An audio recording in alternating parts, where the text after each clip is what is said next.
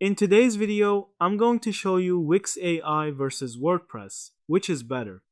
Wix AI is designed for simplicity. It can generate a full website in minutes using AI, including layout, text, and images, all within one platform. Everything is built in hosting, security, design tools, and SEO, so users don't need technical knowledge to get started. This makes it ideal for beginners or anyone who wants a fast, all in one solution. WordPress, however, takes a different approach. It doesn't rely on one built in AI system. Instead, it offers flexibility through thousands of plugins and themes. This means you can add AI tools, SEO features, e commerce systems, and custom functionality as needed.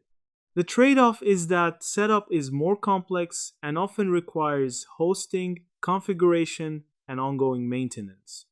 When it comes to customization, WordPress is clearly stronger. It gives full control over design, code, and functionality, with access to over 50,000 plugins and countless themes.